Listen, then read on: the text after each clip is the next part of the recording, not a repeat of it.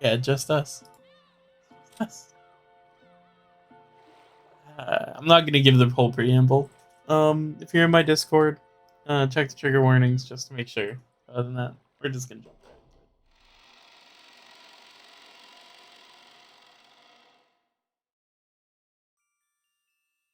We crossed the hall again on our way to the entrance. As we did, we once again spotted that witch's portrait. However, spotted was probably not the best word to describe that experience. It was more like our eyes were inexorably drawn to it. That woman's eyes, with their sage-like glamour, definitely had the power to make those who viewed it stand rooted onto the spot. 魔女ベアトリーチェか。本当かね。バトラ信じてない？ Back when he had asked what this picture was, the first person to tell him had been Maria. Therefore, when Battler showed signs of doubt, Maria must have felt that Battler didn't have faith in her. Of course, that wasn't what Battler meant. Maria ran up to the portrait and began banging on the plate hanging below it. Maybe the title of the portrait was written there. Maria was trying to prove that she wasn't lying, obstinately continued to hit the plate. Yeah, that dungeon wasn't great. 悪い。別にマリアが言ったのを疑ったわけじゃないぜ。バトラ納得。He patted Maria's head and apologized. She seemed to accept it, sticking out her chest and proudly ooh-oohing. なに我が最愛の魔女ベアトリーチェ。懐かしき故郷を貫く。って、なんだこの怪しげな長い碑文はよ。The plate did have the title of the portrait written on it, but it was much too big to contain only that. Beneath the title was what appeared to be a long epitaph. If you just skimmed over it, several unnerving words would jump out at you. すげえだろそれ。じいさまが書かせたものだよ。意味深だろ？はい、マリア知ってる。黄金の隠し場所。おいおい、後ろ宮家の隠し黄金の話か？そりゃまた懐かしい話だね。っていうか兄貴、これマジなのか？これを書かせたおじいさまは、この絵とこの碑文に関しては、でも親類たちの間では、おじいさまの黄金の隠し場所を記したもので、この謎を解いた者に家督と黄金のすべてを譲るという意味ではないかと、もっぱらささやかれてるよ。マリア聞いた、マリア聞いた。黄金いっぱいいっぱい。さてな、10トンの金塊なんてね。私はちょいと眉唾だけどな。しかしよ、こんな碑文を読んじまうとマジかなって気になっちまうな。I think I already explained grandfather's upbringing. Let me also mention the Ushiyamiya family's legend of the gold. Grandfather succeeded the Ushiyamiya family after it was destroyed in the Great Kanto War. And by successfully riding the stormy seas after the war, he managed to accumulate great wealth. That much of the story everybody knows. However, this is where the strange part begins. Part of it involves grandfather's black magic obsession, so credibility is incredibly low. Oh wait until the end until you make fun of it. After the war, grandfather correctly predicted what the future would hold and won a gamble, accumulating a vast store of wealth. But there's a mysterious legend about how he gained his initial funding. Grandfather came from a branch family and had no connections in the business world or the financial world. Even though he later built connections with occupying forces, he supposedly started as a nameless person who hadn't yet gained anyone's trust. It takes trust to gather money. There's no way anyone would lend money to someone they didn't trust. How did grandfather, who had no reputation at all, manage to obtain his first vast chunk of funds? When asked that question, grandfather supposedly answered like this. On a certain day, I encountered the golden witch Beatrice. Grandfather then went on and on about about his continuing research into alchemy and techniques for summoning demons in order to become a great magician. The entity summoned as a result of the demon calling ceremony was the Golden Witch Beatrice. Then apparently made a contract by which he would receive fortune and honor in exchange for his soul. The witch then granted Grandfather 10 tons of gold. Grandfather used this gold as collateral to prepare a vast quantity of funds, which he then used to multiply his wealth many times over and revive the Ushiyamida family. It seems that this story is so old that even our parents had told it when they were still children. So back when our parents were young, they explored the island in all sorts of ways, believing that grandfather's gold had received from that that the gold grandfather had received from the witch might be hidden somewhere. However, since there was the danger of them getting lost in the abandoned forest, grandmother began to spread the story that the witch lived in the forest and approaching it was forbidden. そんな話があったな。俺たちも小さい頃、親からその話を聞かされて、宝探しと称して島中はあちこちうろうろして、森で迷ってワンワン泣いて、しお兄さんに見つけてもらって、親にめちゃくちゃ怒られたんじゃなかったっけ？懐かしいぜ。バカだったよな。だってよ、じいさまはその資本金で儲けた挙句でこの島を買うんだぜ。この島に来る前から黄金を持ってたってことになるじゃねえか。この島にあるわけがないぜ。そうとも限らないよ。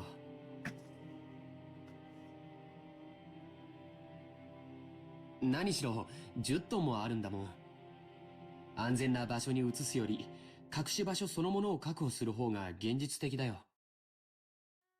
この碑文を書かせたのは2年前。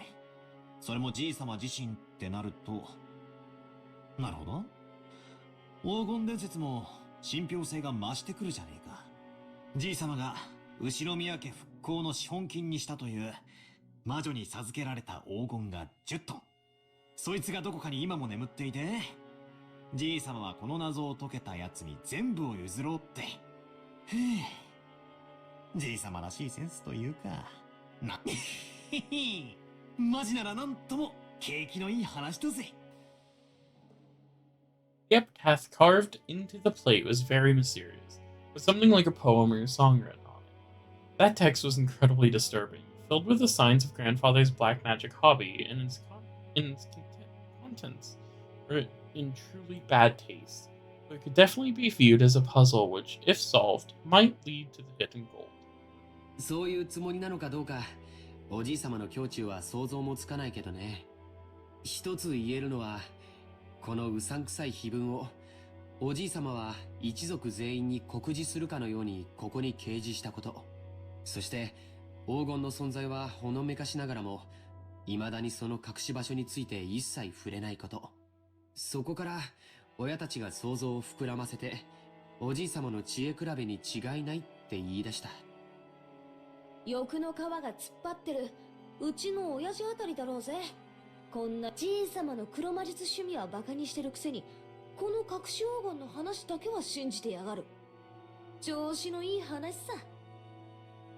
確かに現実的な話じゃないよね。当時無名で何のコネクションもなかったおじい様に無償で莫大な金塊を融資する人物なんているわけがない。それがいたからこそ、おじい様はそのスポンサーを魔女と呼んだというなら考えられない話じゃないけど。でもよ、10トンだぜ10トン。一体現金に直したらいくらくらいになるんだ？っていうか、とんでもない量になるはずだぜ。とんでもない量だよ。人類が有史以来発掘した黄金はせいぜい10万トンって言われてる。人類の歴史が手にした黄金の1万分の1を個人が手にしてるっていうのは、それが一箇所にあり、しかもそれをおじい様にポンと貸し出せるような魔女。ただものじゃないね。私はよ、その10トンって数字ももはや第一よ。じいさま以外に見たやつはいないんだろ？仮に気前のいい魔女が実在して黄金を貸したとしても、それは10は10でも10キロぐらいの間違いじゃねえのか？ 10キロでも相当いい金額になるはずだぜ。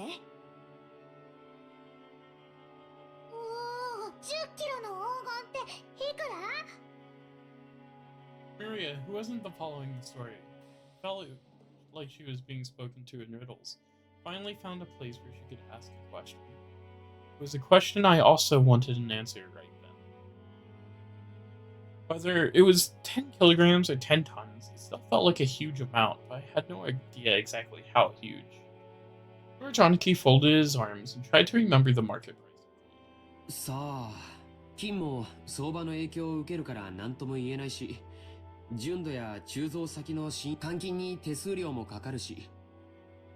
ただ、希少金属であることは間違いなくて、このまま採掘が進めば、人類はあと半世紀ほどで全てを掘り尽くしてしまうんじゃないかって憶測もある。でたらめに言って、1キロあたり200万円程度の価値はあるんじゃないかと思うね。ひゅー、私よ、10キロってのは今適当に言って控えめな数字なんだけどよ。それでも2000万円の価値があるってことになるじゃねえかよ。おお、マリア体重28キロ。ということは、マリアちゃんとその価値は5000万円を超えるって計算になるね。そりゃたまげるな。10トンならいくらだ？ 10 キロで2000万が1000倍だから、はあ、200億円か。こりゃたまらねえや。How much is 20 billion yen actually worth? We can only measure it relative to our own pocketbooks. Anyways, let's wager a person's wages over a lifetime are about 200 million yen. Grow up and work like crazy, sacrificing your life for your company, and you're finally free to as you approach old age. Everything, including retirement money, might add up to about 200 million yen. In other words, that's the amount of money that will be made throughout a human's lifetime. No, you could even call it the value of a life. So about 100 times the sum is an unbelievable amount of money. If you work from age 20 to 60, that's 40 years of work. So it's equal to 4,000 years of work wages. If you work every day starting from Jomon period, you'd only reach that number about now. ほう、200億円ってすごい。ああ、すげえよ。マリアの大好きなショートケーキだったら、多分一生かかっても食い切れないくらい買えるぜ。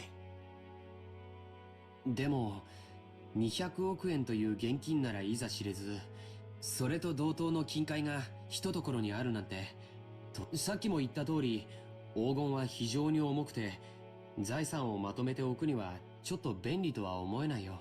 ものすごい額面の有価証券とか、ものすごく価値のある宝石とか、そういうものなら考えられなくもないけれど、戦時中の混乱期に自分の資産を持ち運べるよう、すべて宝石などに変えた人たちがいたのは有名な話だからね。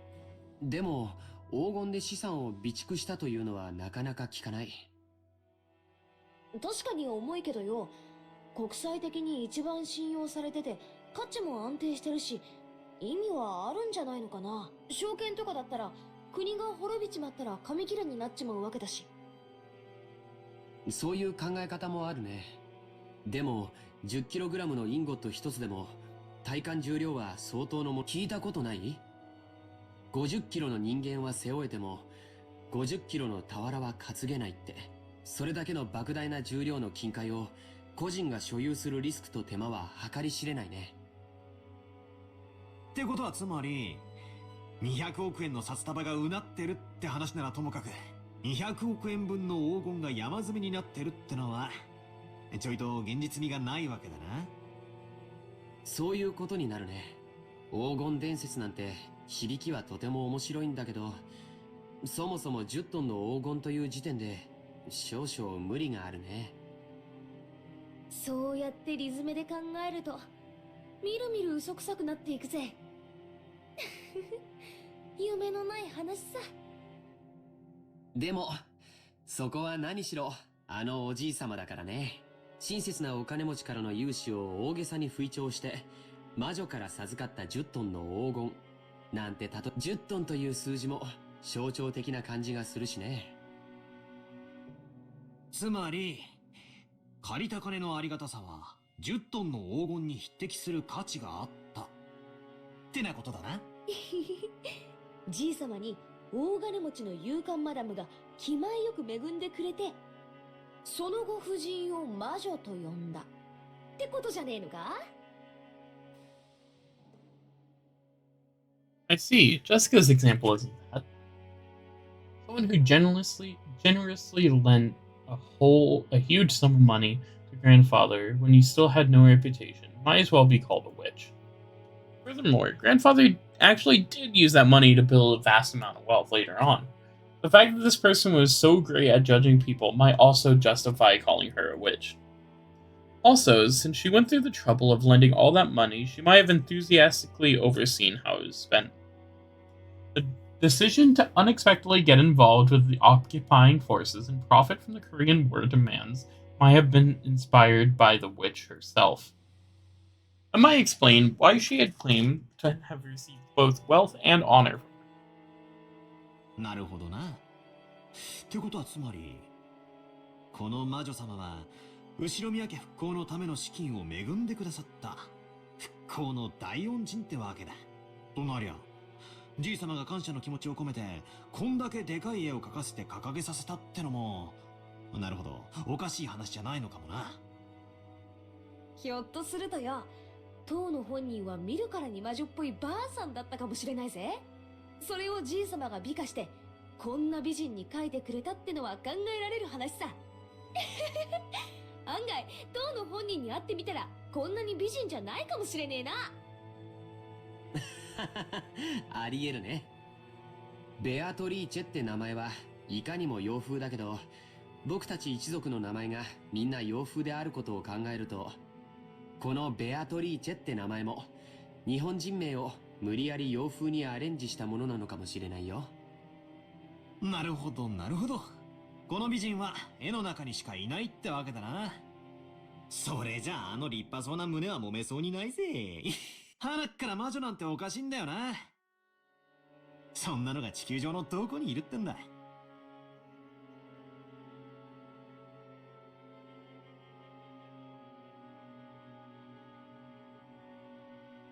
Oh, I laughed and made fun of the witch, trying to distinguish myself from the kid I was 6 years ago, who feared the witch of the forest when Maria tugged on my sleeve. I could tell how hard she pulled that she was a bit upset. なんだよ、マリア。ベアトリーチェはいる。 Maria stared up at me. She had her usual sour look on, but I could tell she was angry by the color of her eyes. 魔女いる。魔女はいる。なんだよ、そりゃいるだろうよ。テレビをつけりゃアニメとかによ。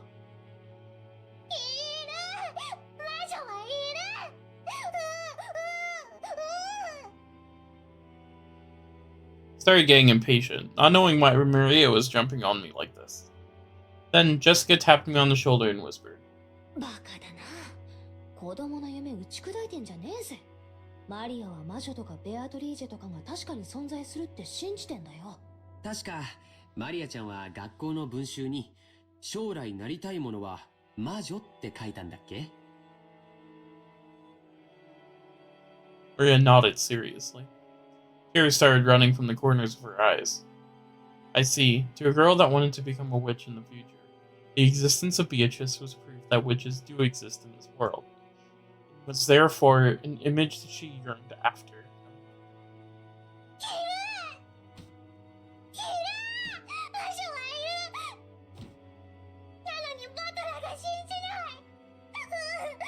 うん、いるよ、魔女は。お兄ちゃんは信じるよ。George Aniki kneeled down and hugged Maria's head. Watching this, Jessica poked my side. So that's what it is. It's like shouting Santa Claus doesn't exist in front of a child who believes him on Christmas Eve. I'm not the kind of guy who likes to shatter kids' dreams. 悪かったぜ。別にマリアの夢にケチをつけたわけじゃねえんだ。謝る。ベアトリーチェはいるよな。今もこの島の森の中に住んでいて、夜な夜なこの屋敷で何をやってるのか覗き見しに来るんだろ。だから森には入っちゃいけない。夜はいつまでも暗い森を眺めていてはいけない。森の魔女ベアトリーチェに見つかってしまうかもしれないから。バ様がそう言ってたんだもんね。本当にパトラは信じる？おお、信じるぜ。ケチをつけて悪かったよ。ほら、仲直りしようぜ。Stuck out my hand. Maria grabbed it with her tiny hand and made up. Maria didn't grumble anymore past that, so George, Aniki, and Jessica were. あら、皆様ここにいらっしゃられたんですか。てっきり海岸へ行かれたとばかり。Shannon-chan, carrying a basket, was surprised to find all of us gathered in front of the porch. シャノンか。いやさ、バトラはベアトリーチェの肖像画を初めて見るからさ。まあ見とれてたってわけだぜ。そうですね。見とれちゃベアトリーチェ様って本当にお綺麗です。さぞや親方様を虜になさったろうと思います。パトロン説の他にも、おじい様の初恋の人だという説もあるんだ。どちらにせよ、彼女に出会ってから数十年を経ているだろうにもかかわらず、それは今なお虜にしているということなんだろうね。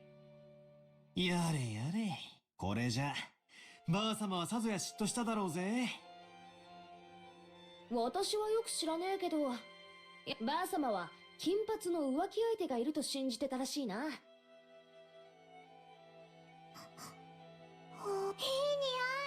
シャノンからいい匂い。 Maria, sniffing, approached the basket Shannon-chan was holding her down her chest. After hearing that, I noticed a fragrant smell in it with a touch of vanilla. 申し訳ございません。熊沢さんからこれを皆さんにお届けするようにことづかりました。なんだろう。素敵だね。クッキーだ。クッキー食べたい。クッキー食べたい。お召し上がりいただけますよ。でも、Would it be appropriate to serve cookies in a place like this in front of the portrait? Shannon-chan sent us glances that seemed to ask what we wanted to do about it. Well, yeah, I guess eating here would be bad manners, generally speaking. マリア、ここクッキーをお弁当にピクニックに行こう。ピクニック行こう。ピクニック行こう。クッキー食べれるなら行こう。そうだな。ちょっと表の空気を吸いに行くか。魔女様の御前でつまみ食いもねえもんだぜ。そうだ、もともと私たちは浜辺に行こうって言ってたんじゃねえか。行こうぜ行こうぜ。シャノンちゃん、申し訳ないんだけど、腰を下ろせる敷物と水筒にお茶を入れてきてもらうのをお願いしてもいいか。はい。かしこまりました。Shan-chan received her instructions and gracefully bowed before retracing her steps. We headed for the beach on our own. Everyone headed for the entrance in a group. Feeling as though that witch was staring down our backs, I turned around once more. マトラ、まだ信じてない？いや、信じるぜ。その方が夢があるしな。黄金の魔女ベアトリーチェがじい様に10トンの黄金を授けた。それで、その黄金がどこかに眠っているかもしれない。しかもそいつを、じい様は怪しげな碑文に書き残し、こういうロマンはあった方がいいってもんさ。200億円の黄金か。私たち4人で山分けしたってとんでもない金額になるな。一人頭50億円か。すごいね。それだけあったらどんな事業でも起こせそうだよ。いや、そもそも働かずに生涯を優雅に過ごせるだろうね。50億円よりクッキークッキー。マリアには金よりクッキーだな。しかし、50億円か。夢のある話さ。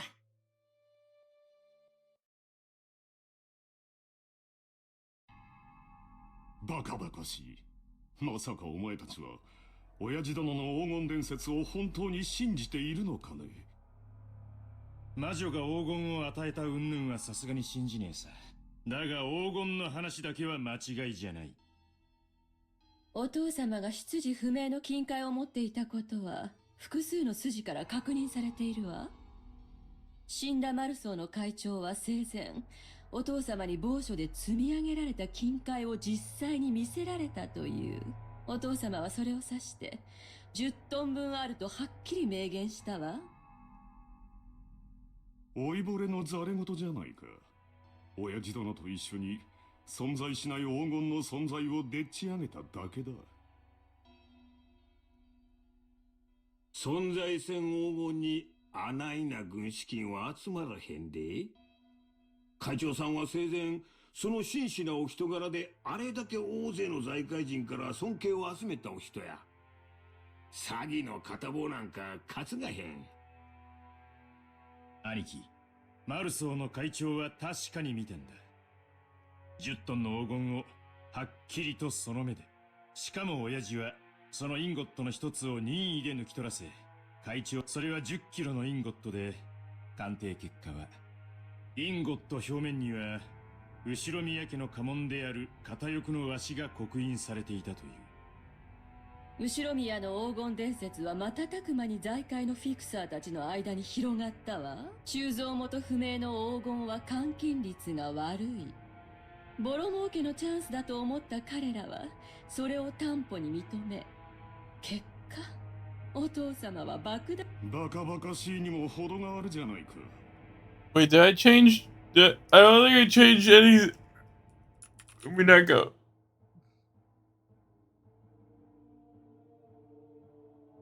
There we go, I fixed it. お前たちはいくつになるんだ。まだそんな子供の頃のおとぎ話を真に受けているのかね。第一、その10トンの黄金の証拠はどこにあるんだ。親父殿と親交の深かったごく一部の人間のザレ言だけじゃないか。もちろん口伝だけさ。でもよ兄貴、親父が調達した莫大な金はそれに見合う担保が必要だった。仮に黄金がデマでもそれに匹敵する価値あるお宝を親父が見せたのは紛れもない事実じゃねえのかい。都市空間の親父殿が作った黄金幻想さ。ありもしない黄金をあるかに振る舞い、スポンサーたちを騙したんだ。一世一代の大博打だったのだろう。運よくその資産の運用に成功できた。もし当時の外需拡大がなかったら後宮家の再興はならず、親父殿は正規のペテン師として追われていただろう。じゃあクラウス兄さんは黄金など最初から存在せず、全てを。もちろんさ。だから十分な成功を収めた後には黄金幻想など面倒なだけだった。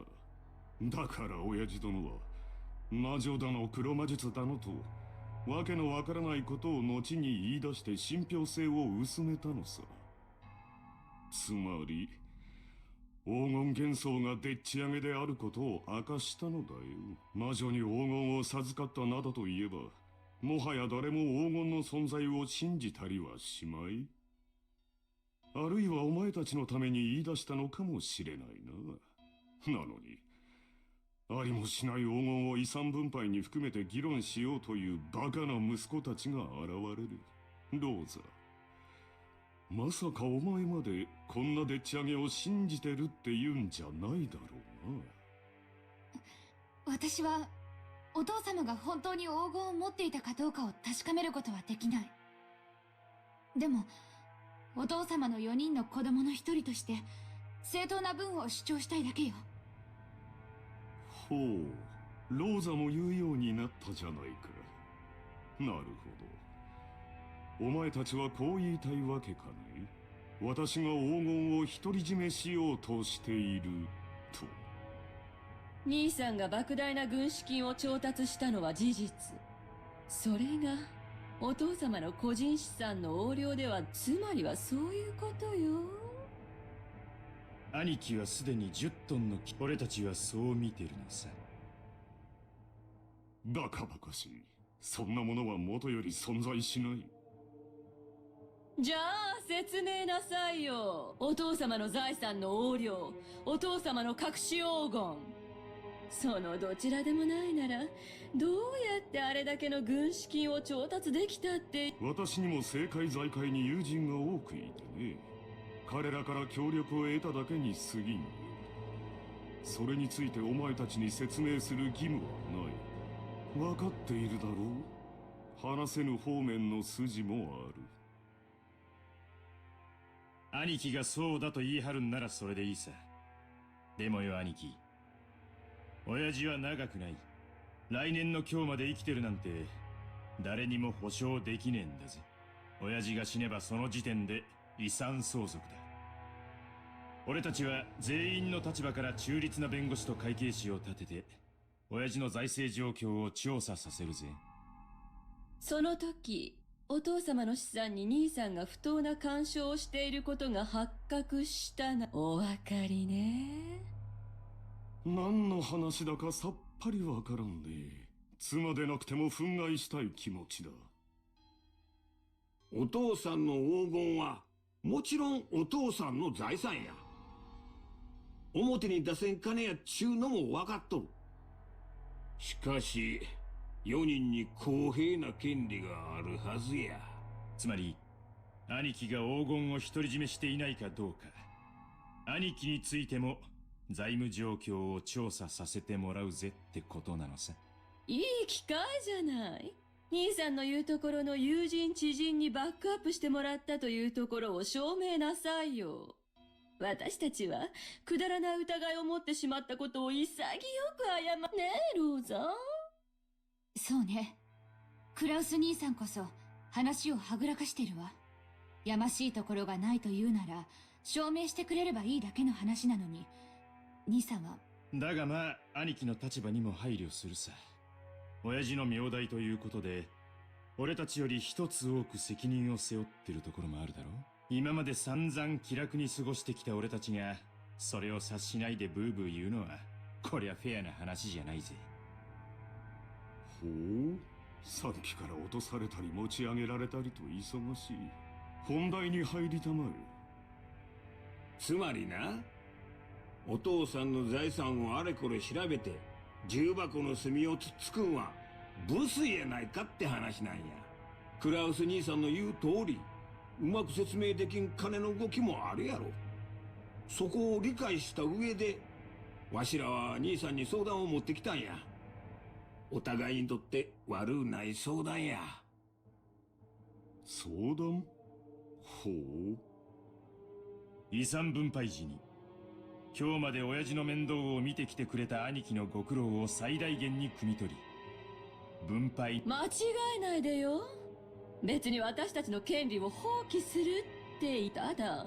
その権利を主張する際に兄さんの立場に立った寛大な理解があってもいいんじゃないかしらということなのよ。つまり条件を飲んでくれたらわしらは遺産分配時にお父さんの財務状況調査をクラウス兄さんに一任してもいいっちゅうこっちゃ。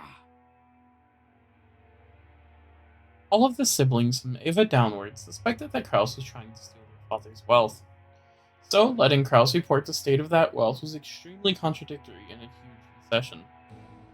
If, as they claimed, Kraus was actually embezzling money, Kraus would be able to hide that fact. Besides which, it'd be possible for him to control the distribution of inheritance in a manner favorable to himself. Kraus, realizing this sounded too good to be true, couldn't help but feel suspicious. He couldn't help but worry about what they had to ask in exchange. ほう。信用ゼロの私に長兄としての信頼を返してくれるというのか。その見返りは何だね。同じ兄弟としての公平な権利さ。俺たちの兄貴は親父の財産をかすめ取るようなやつじゃない。だがしかし兄貴に融資するパトロンも存在しない。となりゃ、つまりこういうことなら兄弟は納得するわけさ。兄さんは10トンの黄金を見つけ、それを担保に軍資金を作った。そう。お父様がかつてそういうことなら、お父さんの財務状況におかしな点は一切あらへん。クラス兄さんはずっとお父さんの世話をしてきた高校息子や。そないな人を信用せんわけにはいかへん。回りくどくて分かりづらいな。もっとはっきり具体的に言いたまえ。条件の一つ目。まず兄貴は、親父の黄金を見つけていたこと。ありもしない黄金を私が持っていると認めろと。条件2、その黄金について、兄弟の取り分を認め、これを支払うこと。バカな。ありもしない200億の黄金について一人頭50億、合計150億を支払えというのか。バカバカしい。最後まで聞きなはれ。そない大金出てくるのは分かっとる。できへん取引はするつもりないで。もちろん黄金の取り分についてもクラウス兄さんの今日までのご苦労を十分にねぎらっ。条件3、黄金の分配は後宮本家当主跡継ぎの肩書きに 50%、 残りを兄弟の正当な取り分として分割。もちろんクラウス兄さんもこれには含めるわよ。200億のうち125億を兄貴に、25億をエヴァ姉さんに、25億を俺に、25億をローザに。ありがたくて涙が出る分配じゃないか。存在しない黄金のためにお前たちに75億支払えというのかね。何よ、兄さんの取り分は私たちの5倍じゃない。私なら踊り上がっちゃう好条件よ。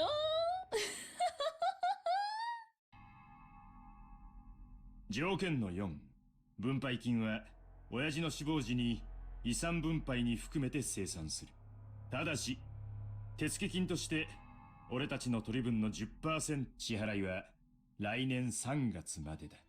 どうやクラウス兄さん、お父さんの財産をめぐる信頼を回復する絶好のチャンスやない。さすがに75億の大金はお父さんが亡くなったからやないと無理だが、手付けの7億半はなんとかできんこともないんとちゃう。半年で7億ってのはちょいとしんどい話だが、政界財界に友人が多いってのが自慢の兄貴ならなんとかできるだろ。本当なら今すぐ75億を一括で払ってもらいたいところよ。でも兄さんの立場に配慮してとりあえず1割を納める誠意を見せ、残りの9割は遺産分配時に持ち越してくれていいってことなのね。1割程度の誠意なら兄さんにだって示せるんじゃない？親父殿の財政状況調査を私に一任する権利を上等じゃないか。お前たちも成長したものだ。この私に取引を持ちかけられるようになるとは。これらを兄さんが飲むなら、私たち兄弟はお父様の財産状況調査を兄さんに一任する。ただしその調査結果は公弁の対象となる。当然よね。75億分私たちの取り分が減るように調整されちゃったら悲しいもの。原則的に文句は言わねえつもりだ。兄貴が綺麗にやってくれたならそれでいい。よっぽど露骨なことをしなけりゃ俺たちはことを荒立てるつもりなんかねえんだぜ。俺たちだって早く遺産は欲しい。いつまでもグダグダして取りっぱぐれたくねえんだ。公弁された場合の再調査は誰がするのかね。兄さんでいいわ。多分これが兄弟で合議する最初で最後の機会だもの。そんなことにはならないと信じてる。ローザもたまには言うわね。By this point, It's obvious that Kraus wasn't at all trusted as the oldest sibling, so there's no need to go into detail. Formerly tyrannical oldest brother had always abused his privileges and violated the others. It was in response to this that the other three, now adults, are finally teaming up and striking back for the first time. 申し訳ないが、条件はまだ続くんや。条件5。この取り決めはお父さんの遺言状に優先する。後になってこの取り決めが保護になるような遺言が出てきちゃかなわんちゅうこっちゃな。入念じゃないか。なら質問だが、仮に本当に黄金が見つかった場合、どうするのか。それに対する支払いを兄貴が済ませてる以上、俺たちは本当に黄金が出てこようがどうでもいいことさ。俺たちの取り分は先払いってな感じになるわけだからな。夢があっていいじゃない。この島をリゾート化するつもりなんでしょ。その工事の途中でひょっこり黄金が見つかるかもしれないじ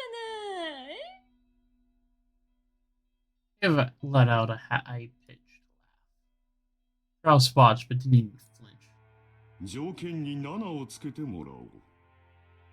私以外の兄弟が黄金を発見した場合、速やかに私に引き渡すこと。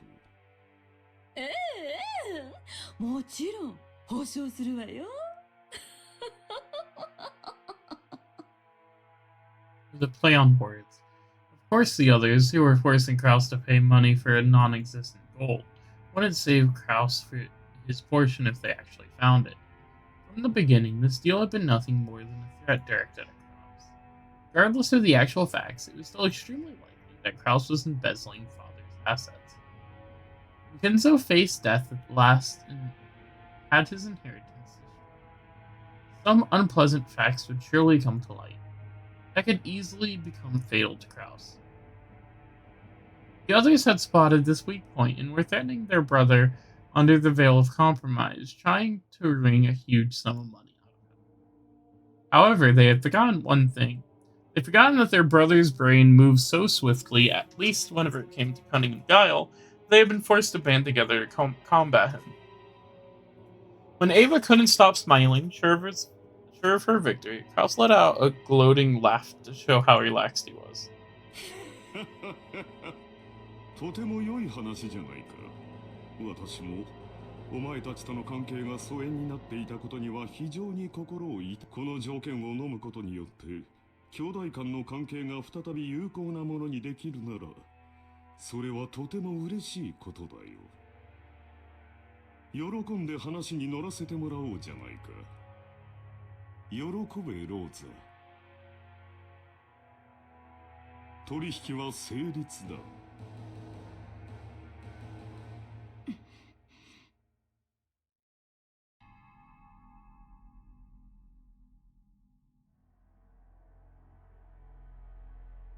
I didn't read that. Oh my god.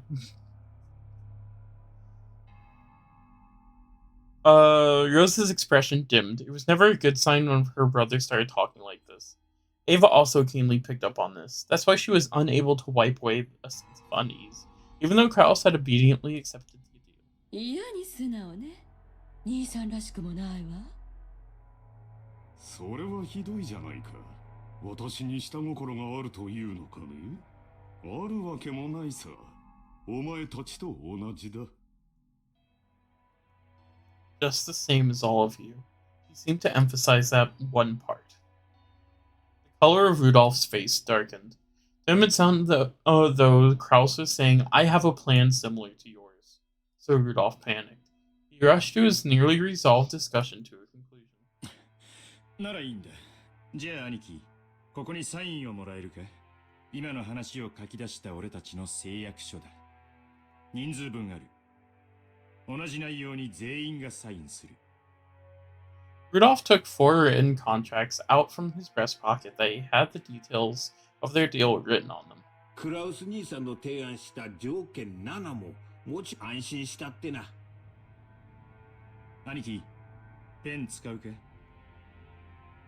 Rudolph took a fountain pen out of his breast pocket and offered it to Kraus.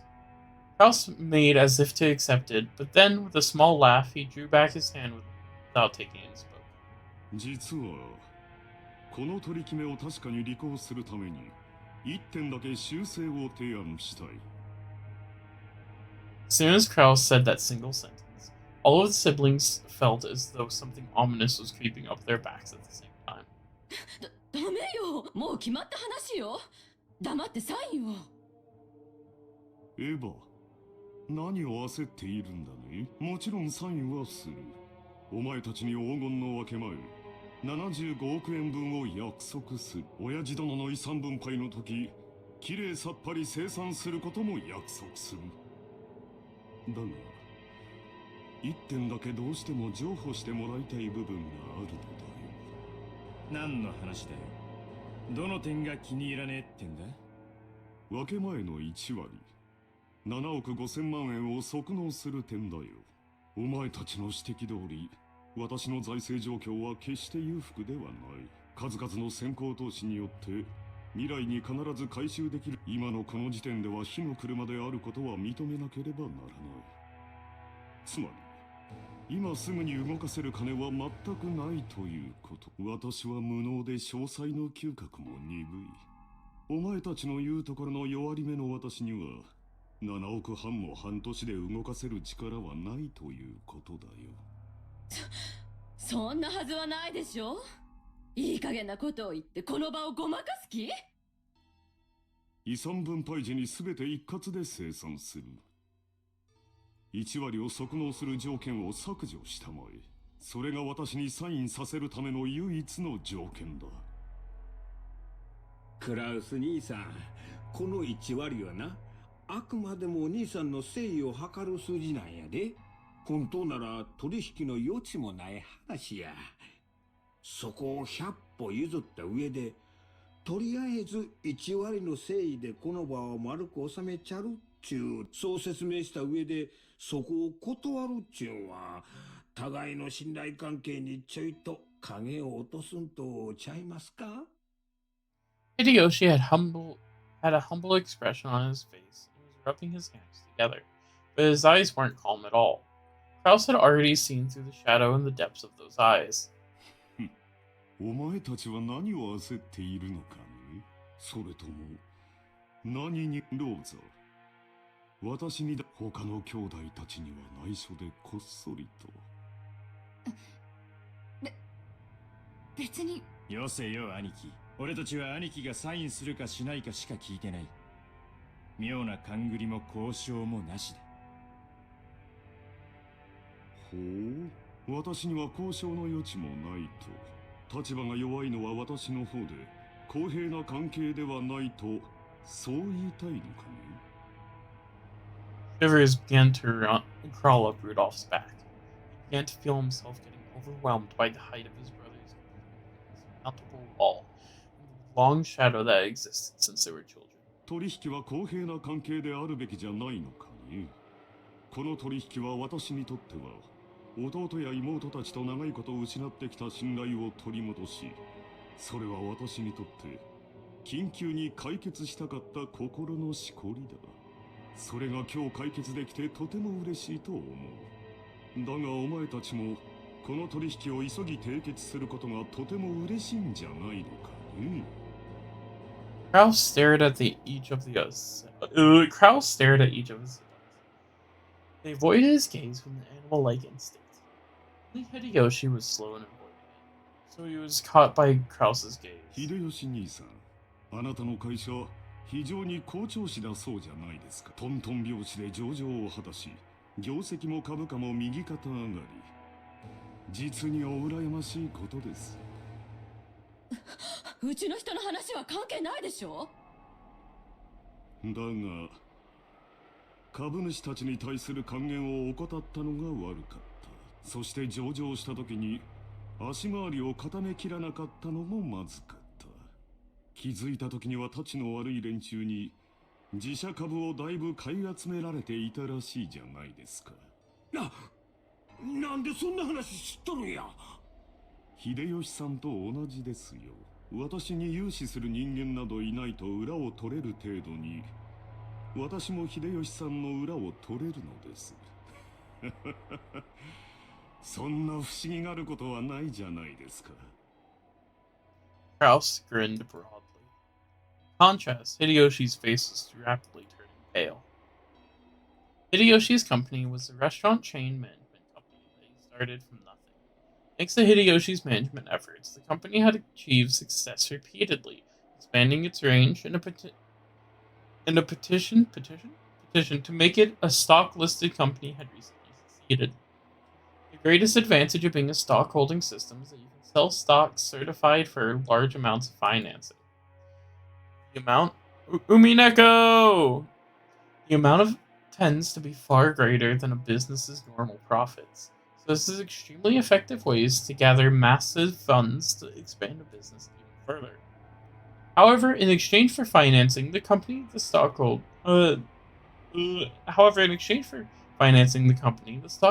gain certain rights.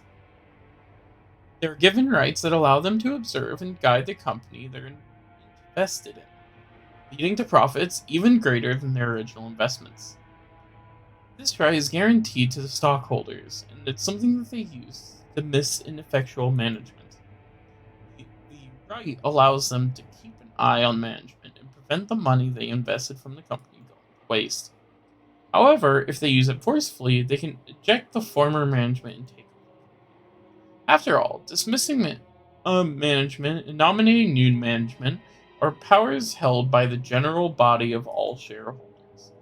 That power is determined by the majority decision of the stockholders. The people who hold more stocks get to cast more votes. In other words, if some group of people hold a majority of the stock, they can freely chase out the old management and make the president anyone they like. Gup win. I'll get Gup before the next stream, I promise. If they want, it's also possible to make themselves president. Most companies take various defensive measures to stop malicious people from buying up their stock and threatening their position, like ensuring that lots of stock is bought by close to them, such as company employees. However, Hideyoshi's company had only recently become stock listed, and he hadn't the time to strengthen those defensive measures. Or maybe Hideyoshi was so engrossed in the management of his company that he couldn't properly understand the dangers of being stock listed. It's hard to say whether he should be viewed as kind-hearted management immersed in the world of management, or a foolish manager who had swept out from under him. In other words, there existed some people who wouldn't let him get away with such naivety unscathed. They've been repeatedly buying up stocks in Hideyoshi's company, rapidly gaining such strength that they couldn't be ignored. They sent some anonymous documents to shareholders in an attempt to gain control of a majority. The documents read, the current management continues to make pointless investments and is ignoring the needs of the stockholders. Let us force the current management to retire, cut the wasted investments, and let this company be born again, so one that gives more back to its stockholders. It's very difficult to make the actual state of a company's management known. The fruits of Hideyoshi's sleepless nights and constant concern for his company were cruelly distorted, and he had lost the trust of his stockholders. Thanks to these effects, this group had almost collected a majority of the company's stocks. At that point, even Hideyoshi noticed and started to buy back some of the stocks. The stockholders realized that the company was undergoing an acquisition maneuver, and each demanded a ridiculous price for the shares that Hideyoshi was trying to buy back. They continuously tortured Hideyoshi, who had no leeway in the negotiation price. He probably turned this off. When one of the certainties of capitalism is that the price will rise when two parties vie for the same thing. And one of the certainties of democracy is that the majority controls everything. So in the end, whoever manages to buy the most stocks wins. Put another way, whoever has the most money wins. Unless Hideyoshi could obtain a large sum of money at this critical time, he could easily lose all that he built so far. Therefore, more than anything else, he wanted a lot of money right now. He couldn't wait for the division of Kinzo's inheritance, since no one would know when he would die. ルドルフの方も最近は大変だそうじゃないかね。海外は怖いとよく言うが、本当にそうらしいな。アメリカの裁判は極めて感情的に決まる。彼らは外国人に寛大な判決など出しはしない。先方と和解した方が結局は安上がりになると弁護士に忠告を受けたんじゃないのかね。何の話？まあ仕事上のトラブルさ。大したことじゃない。金でケリのつく話さ。Kyrie immediately guessed the meaning behind the subtle expression on Rudolph's face. Her husband had gotten wrapped up in some kind of trouble without her knowledge, and had been worrying about it over it alone. その通りさ。世の中なんだって金でケリがつく。失った兄弟の絆だって買い戻せるようにな。アメリカは権利侵害などにはうるさい国だ。だが金さえあれば何でも和解できる。資本主義万歳だよ。もっとも和解金は数百万ドルにも及びそうだとの噂もあるがね。Rudolph had been building a large amount of wealth with a certain type of niche industry. However, a niche is a niche. It definitely wasn't a business exposed to the light of day. An American corporation giant was trying to accuse Rudolph's company of violating their rights. For various reasons, it was thought that victory for Rudolph in this trial would be extremely unlikely, and he would be forced to give out an all-out surrender. Even so, there was a way for this to be resolved with money. If he could just pay the money, it might still be painful, but he'd been able to pick himself back up. If he didn't pay, he'd lose everything. Therefore, more than anything else, he wanted a lot of money right now. ローザは清く正しい妹だ。危険なマネーゲームなどには手を出さない。だが、お人よしな性分が災いしたんじゃないか。連帯保証人は気安く引き受けるものではないと思うがね。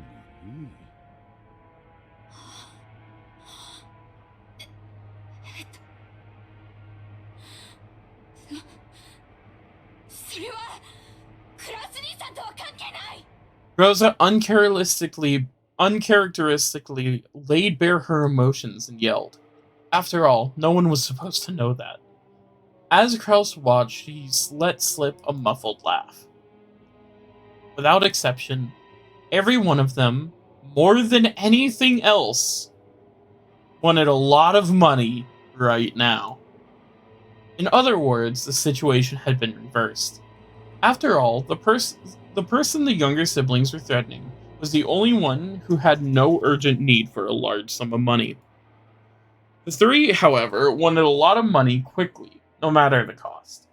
In other words, the longer it took to establish the deal, the better position Kraus would be in. Kraus was extremely sly. He had known of their Achilles heel from the beginning. Even so, he had not been certain.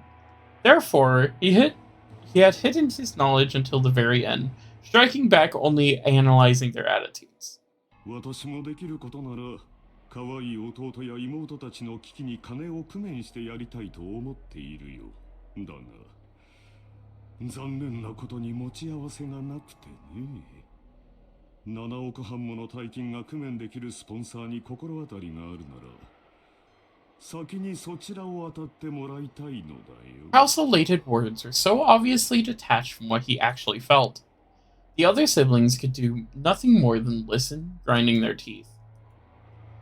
If they could think of a sponsor that's convenient, they wouldn't have kept up the charade.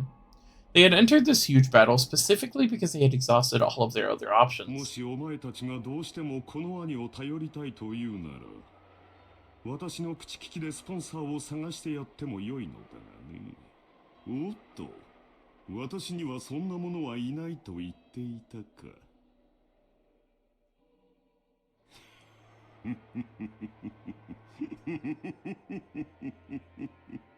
Kraus's low, gloating laugh began to fill the parlor. The younger siblings, who had been driving the older brother into a corner until Umineko, could do nothing more than grimace and grind. エヴァ、冗談じゃないわ。兄さんに借りなんか作れるもんですか。冗談じゃない。冗談じゃない。クラウス兄さんを頼ったらどう助けてくれるの？言ったではないか。私にできるのは他のスポンサーを探すだけだ。もちろん利息を融通してもらえるようには最大限。ちくしょ。足元見やがって。あなた、落ち着いて。落ち着いてるぜ。クソったりが。Kyrie grabbed her husband's hand. That action made him feel even more pitiful, so Rodolph shook it off. Charles laughed as though watching something highly amusing. こんな時、本当に親父殿の隠し黄金が見つかればいいんだがね。そうすればすぐに25億ずつをこの場で切り分けてやれるのだが、残念4億。非常に極めて実にどうしようもなく残念だ。今宵は兄弟みんなで酒を酌み交わしながら、ベアトリーチェの碑文の謎をみんなで解き明かしてみようじゃないかね。仲良し兄弟が4人揃えばきっと解けない謎はないはずさ。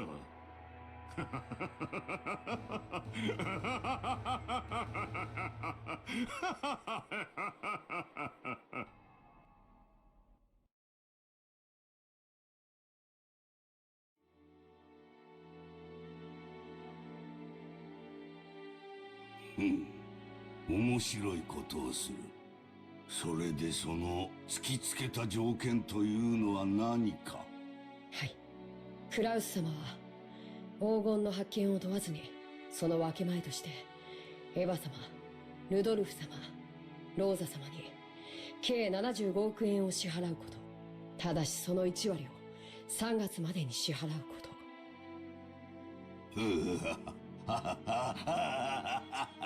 クラウスの間抜けめ。弟たちに足をさらわれるとはな。実に愉快ではないか。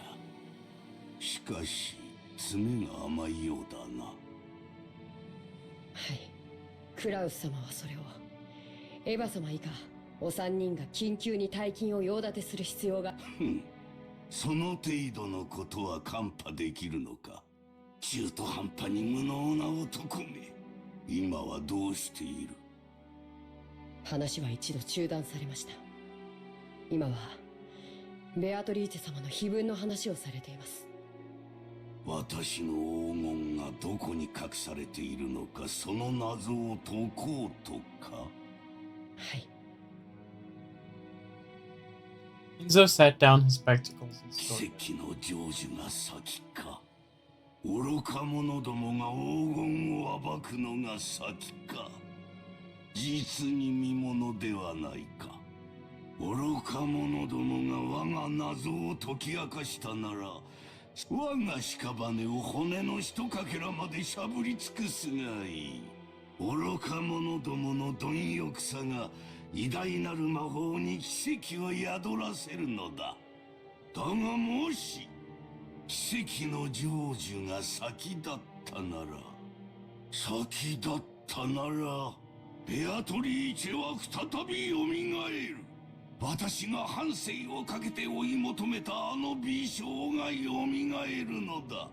おお、ベアトリーチェ。奇跡を落とす聖なる夜がやってくるぞ。悪魔たちとのゲームが始まるぞ。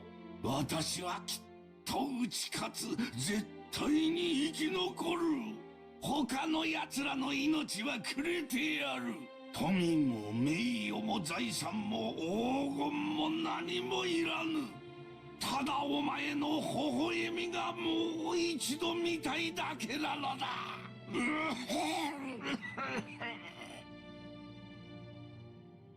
Enzo choked, apparently in great pain.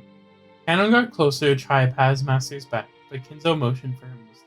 なぜ私が黄金の隠し場所をわざわざ人目に触れるように晒したかわかるか？いえ。魔法の力はリスクで決まるからだ。ベアトリーチェの黄金を暴こうとする人間が多ければ多いほど、その危険が高まれば高まるほどに、それでもなお成就できた時、魔法の力は偉大なる奇跡を起こせるのだ。魔法とはつまりゲームなのだよ。優れている者が勝者になるのではない。勝者には魔法が与えられ優れるのだ。わかるか？生命の奇跡が数億分の1という神々しい確率に勝利するからこそ与えられるようにな。お前には少し難しいか。申し訳ございません。よい。つまりはこういうことだ。ベアトリーチェの碑文の謎を解いた者には、私が築き上げてきた全てを与えよう。富、名誉、黄金、そして後宮家の家督。その謎に挑む資格があるのは何も私の息子たちだけとは限らぬ。たとえお前であっても、その謎を解けたなら全てを得る資格があるのだ。はい。ですが、僕にはあのような難しい謎は分かりかねます。無論だ。難解に作った。だがお前も挑め。それが我が魔法の奇跡を呼ぶ糧となる。誰もが挑み、誰にも至れなかったら、その時はその時。だが奇跡が集い、魔法の力が生まれたなら、その時こそベアトリーチェが蘇るのだ。だからお前も挑め。誰もが挑め。そして我が魔法に力を捧げる。わかるな？はい、努力します。For a long while, Kinzo repeated, muttering to himself, agitated and clutching his fist. Kanon stayed where he was, alert and unmoving, till he was given the next order from his master. Kinzo eventually realized this. もうよい。下がれ。酒棚に菓子の袋があろう。ダチンに持っていくがよい。結構です。僕は家具ですから。家具は菓子など食わん道理だが。ならばもう下がれ。はい、失礼いたします。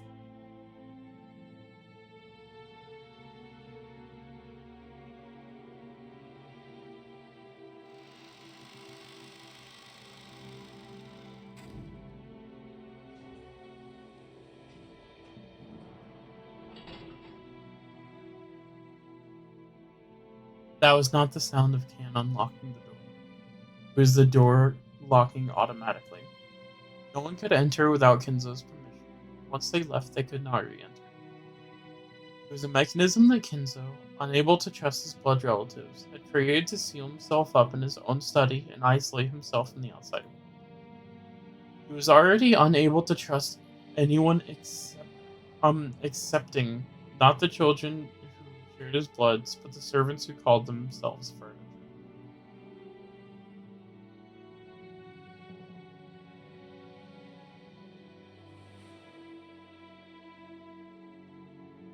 南條様、いかがなさいましたか？ああ、源氏さん。いや、居場所がなくなりましてな。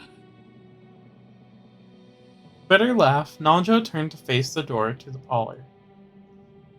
That look was apparently enough to tell Genji what Nanjo wanted to say. For the most part, Genji understood the family situation. It must have made him want to frown, knowing that right now in the lounge, the master had severed he served was being discussed so disrespectfully. But it would have been very difficult to gather that from his indifferent expression. しかし、私にはわかりません。どうして金蔵さんはこんな挑発的なものを書かれたのでしょう。Nanjo looked at the portrait of Beatrice. No, he actually directed his gaze beneath the portrait at the plate with the epitaph. 私には親不深いお考えがあってのこととお察しします。Long ago, when Kenzo played chess, he would always prepare his moves in accordance with some far-reaching いや、 judgment. 時には理解できない一手さえ、私ごとき凡庸では何を目論まれているのか皆目見当もつきませんな。私はこれを親方様の何かの遺言状ではないかと考えています。それを理解できた者に財産や家督をお譲りになられようということなのでしょう。つまり私のようなよそ者に解かれてしまう前に、兄弟4人で協力し合って謎を解け、金蔵さんは息子さんたちのことを口悪く罵ってはいますが、なんとか兄弟が仲を取り戻してほしいと願われているのかもしれない。Certainly would be heartwarming if, as Nanjo had suggested, the epitaph had been made to repair the siblings' relationship. However, both Nanjo and Genji knew that nothing could be more impossible than this. They'd known Kenzo longer than anyone, and Kenzo trusted them more than his own relatives. But even they could not guess at his true motives. 親方様は一族のものでなくとも謎に挑む資格があると常々おっしゃっています。南條先生はいかがですか。いやいや、この老いぼれには少々難解が過ぎますな。実は以前この碑文を手帳に記しましてな、夜な夜な寝る前に挑んでみたのですが実に難しい。お迎えが来るまでの間、ゆっくり楽しむことができそうです。源氏さんこそいかがですか。私めは親方様にお仕えする家具に過ぎません。黄金も財産も私には不要なもの。やれやれ。だからこそ金蔵さんもあなたには心を許されるのでしょう。ならば光栄なことです。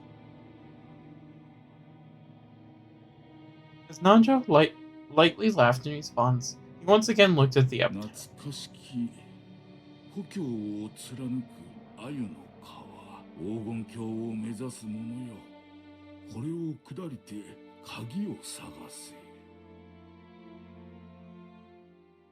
The epitaph on the portrait, called My Beloved Witch Beatrice, goes as follows. Behold the sweet fish river running through my beloved hometown. You who seek the Golden Land, follow its path downstream in search of the key. As you travel down it, you will see a village. In that village, look for the shore the two of you will tell.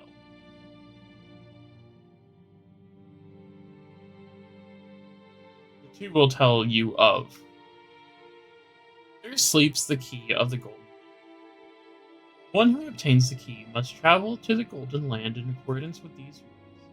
On the first twilight, offer 6 chosen by the key as sacrifices. On the second twilight, those who remain shall tear apart 2 who are close. On the third twilight, those who remain shall praise my noble name. On the fourth twilight, gouge the head and kill. On the fifth twilight, gouge the chest and kill. On the sixth twilight, gouge the stomach and kill. On the seventh twilight, gouge the knee and kill. On the 8th twilight, gouge the leg and kill. On the 9th twilight, the witch shall revive, and none shall be left alive. On the 10th twilight, at journey's end, you shall attain the power of the Golden Land's treasures, once and for the last time. The witch shall praise the wise and bestow 4 treasures. One shall be all the gold from the Golden Land. One shall be the resurrection of all the dead souls. One shall be the resurrection of the love that was lost. One shall put the witch to sleep for all time. Sleep peacefully, my beloved witch Beatrice.